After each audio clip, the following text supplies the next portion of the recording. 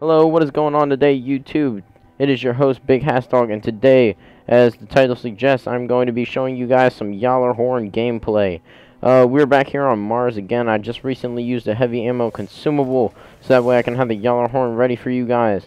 Got the Sparrow ready, and here is the Gjallarhorn. Basically, the Gjallarhorn is an exotic rocket launcher. I got it for 17 strange coins from Zur, approximately 2 weeks ago, I believe. It's definitely a good pickup if you are interested in heavy exotic. It definitely gets the job done. So what makes this gun special, or this rocket launcher special in specific, is tracking, where shells fired from this weapon track their targets. I know Truth also has this. Both of them very good exotic heavy weapons. I've got speed reload on for like my alternate choice.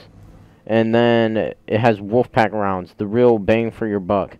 Rounds fired from this weapon split into tracking cluster missiles upon detonation. And you guys are going to be able to see a little bit of that. Obviously, I don't have this all the way upgraded. I plan on getting it upgraded enough when I get the Ascendant Energy. And this is actually the weapon that I like to take into the raid, just because it actually has a pretty high kill feed. So we're going to move on down over to these Vex and the Cabal over here. Hopefully no one's over here farming. It looks like we got prime time right here. Alright, so the Minotaur's right there. Holmes in on him from that distance. Then Wolfpack rounds go and eat up the rest of them. Just for show, I know Cabal are spawning in over here. I'm going to go show you guys how exactly this works against the Cabal.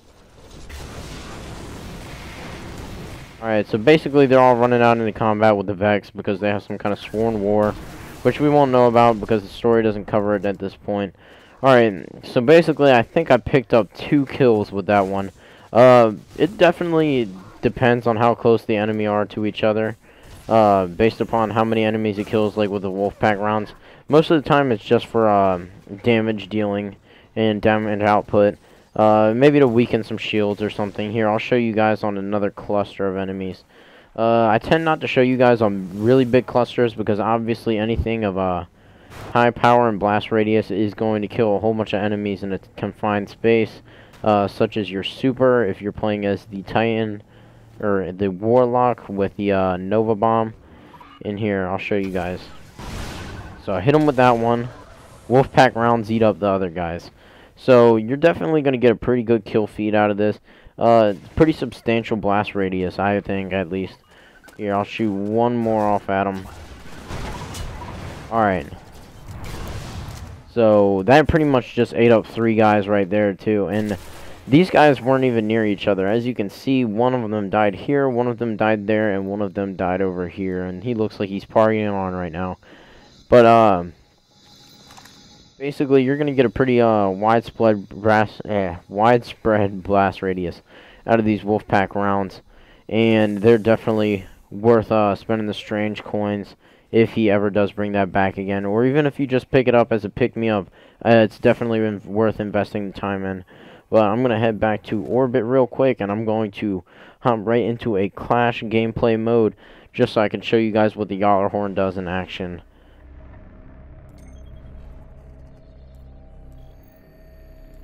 Alright. And the reason I do Clash is because right now I have a bounty for Clash, and I figure it'll get you guys the same exact gameplay as if I were to play Rumble or anything else.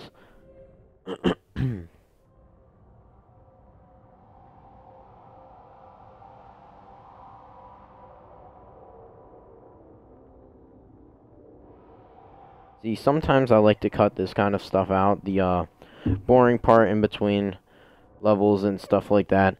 But at the same time, I don't like taking it out just because of the fact that it's kind of a bad transition just by chopping it out. But hopefully we'll get into one fairly quickly. You see, there we go. We got 12 out of 12. Well, we did have 12 out of 12. But, I must say, Crucible's pretty good. If you're searching by yourself, it's pretty smooth. I'm not sure how it is with a full fire team. I've went in there with about 3 people before. And sometimes it's like a hit or miss, depending on the day, I guess, depending on how my internet's working. I do run over Wi-Fi, but for the most part, it's pretty stable, except Cox Communications actually has gone down. pretty frequently in the night over the past few nights, and I'd still probably recommend it to someone, but you know, just between that and very bad customer service, I don't really know what to think. I heard Fios is pretty good, but I don't think they offer it in my area. Look at me getting on a rant. On a rant about internet service providers. First Nightmare. Alright.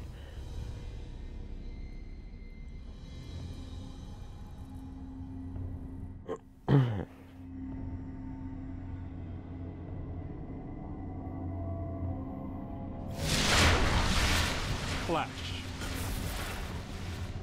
Bravo team. Oh, level 30? I would not be surprised if that was a level 30. Where you at, guy? No, he wasn't level 30. He looked like he should be, though, with the chatter white shader. I always think that I should go this way because I play so much control. Let me see if I can do something for you guys. Yep, can't actually use that. That sucks. Alright, so we're gonna have to wait for the heavy weapon ammo to spawn. I hope you guys do enjoy this gameplay. Maybe enjoy a little bit of the my playing style. I tend to hang back a little bit every once in a while, and sometimes I run in. It basically depends on my mood, how I gauge the enemy. Gained the lead. And wow, we can see right now. Assist plus 50. That made little to no sense to me. Like I said, internet's kind of a hit and miss. Hopefully when I get the Gjallarhorn, it's not gonna act up.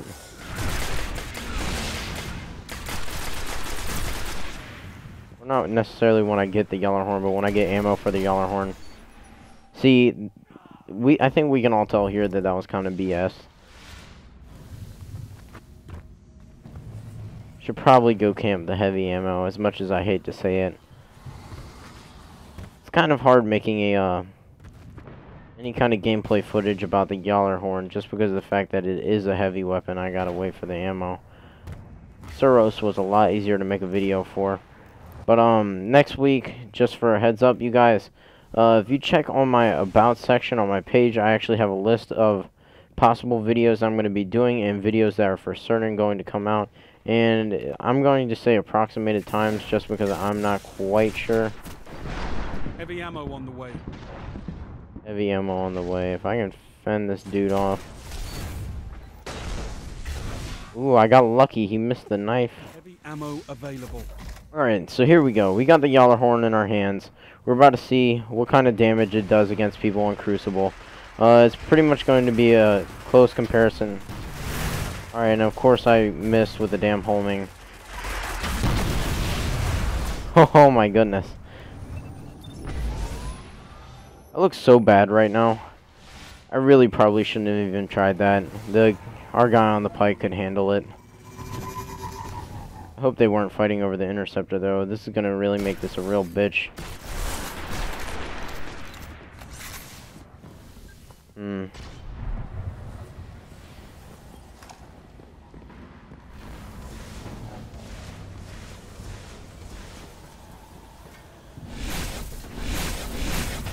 might have to check on the detailed network statistics just to find out about this.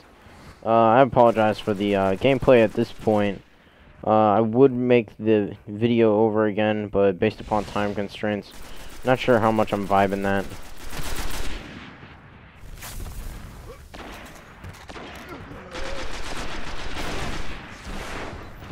Must say, it'd probably be a lot more appealing if I could use my Suros as my primary, just so while I kill time, so I get Gjallarhorn ammo, I could actually get a sufficient amount of kills.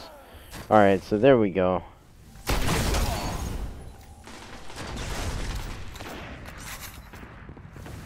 For those of you who are curious about it, I am using the Comedian shotgun. I don't know too much about the Comedian. I know there's different variations. I know my friend has one that is full automatic. Mine personally, when you aim in, it gives it a little bit more range, which I like. This is actually the only gun that fully upgraded all the way up to 300 damage. It's definitely worth spending the Ascendant Energies in my opinion. I use it. It gets a lot of use.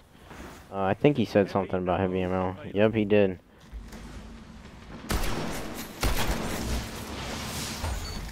So did I kill him or no?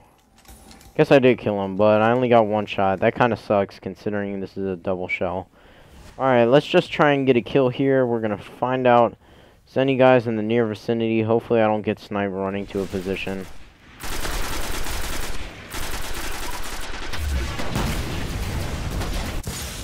Alright, so as you can see, I just shot the interceptor. It was a fresh interceptor. I think some guy was actually shooting him a little bit. So he might have been weakened a little bit, but from that showing you can see that the Gjallarhorn can in fact take out an interceptor, which just goes to prove that it's fairly powerful. We should probably get one more shot at doing this heavy weapon ammo. Ooh, that was such close vicinity. I'm surprised he didn't kill himself after I punched him. It's kind of weird. But this game's been running buggy for this match. Alright, hop in the turret. It's always fun hopping in the turret every once in a while. If you play on it on control, it's actually fairly well. It does fairly well at holding down the B objective. At least I find it does. Unless someone, of course, has their super, then it's pretty much a lose-lose scenario for you because you're trapped in there. And there's no way you're getting out in time to avoid that pesky Nova Bomb or that Death from Above Titan, that Superman. Just trying to hang here real quick, you guys. It looks like we got this game in the bag. I'm personally not doing very well. I can assure you I'm generally near the top of the scoreboard, but being as I am so focused on getting this heavy ammo, I'm not very intent on score. Alright, here we go. This is going to be our final shot of the match. After this I'm going to let you guys just enjoy the gameplay, but here, matter of fact, well, of course. Now it seems as if the homing feature on this, just from this showing itself, alright. So, just from that showing itself, it just kind of goes to show that the homing feature is fairly effective in PvE, but in PvP it's not quite as effective. It definitely will take out vehicles fairly fast. If I had to give it a rating, I'd probably rate it about 7 out of 10 in PvP, 10 out of 10 in PvE. And the reason I say that is because the homing in function, yeah, it's great and all, but I don't know how great exactly that is going to be. Wow, he had the Thunderlord, that's pretty cool. But I'm not sure how great the homing function is going to be in Crucible, just because of the fact that the Guardians are much more agile than the AI. But I can assure you in PvP it is definitely worth having. Or not PvP, PvE. It's definitely worth having, worth checking out. I haven't met an exotic, well, I haven't received an exotic yet that I don't really like. I'm looking forward to actually getting more of them. Shut him down while he had a super. I feel almost pity for that man.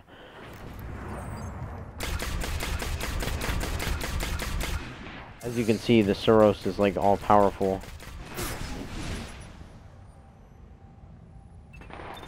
I'm not sure if they actually did the patch yet where they nerfed the auto rifles a little bit, but it kind of seemed like I wasn't winning that gunfight like I normally would have. I find it pretty good that the auto rifle is not all powerful anymore, but at the same time that was pretty much the main gun I used.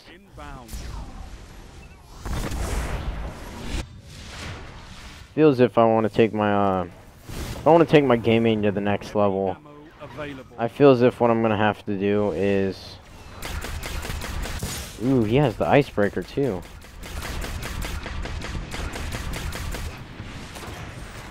I don't know if that was bad aim on my part or the.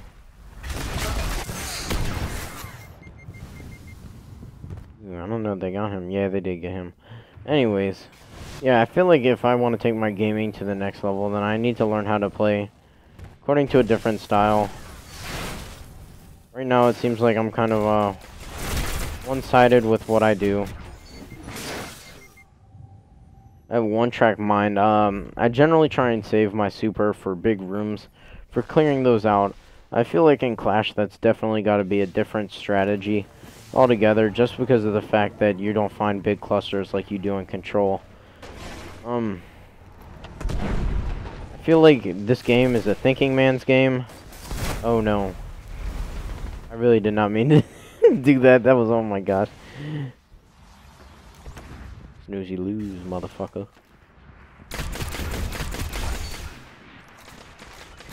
I don't condone hiding.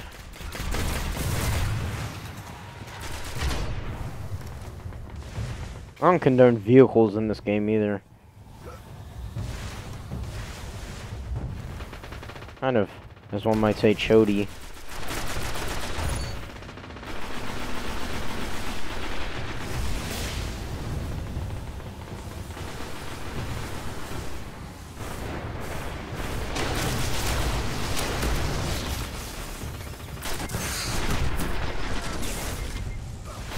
I hope I at least hit him with that. Nah, I definitely didn't hit him. His shields came up pretty quick.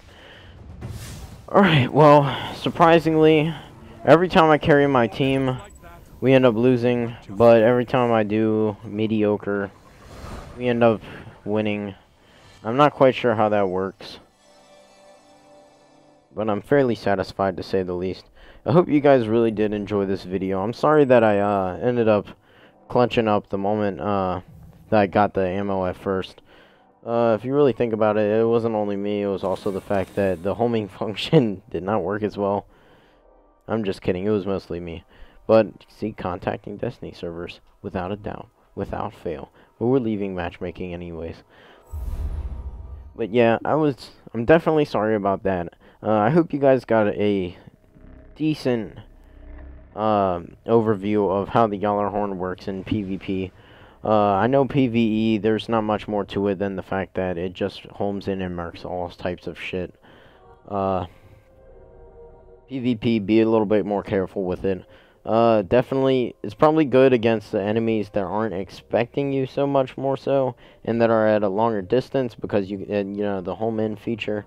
But enemies that are somewhat close to you or about medium range, I wouldn't even chance it, just because of the fact that it's going to home in, turn, and if they're moving towards you at an angle, then they're definitely going to be able to evade it. And then, of course, the impact, if it's not anywhere close to them, they're going to evade the wolf pack rounds as well.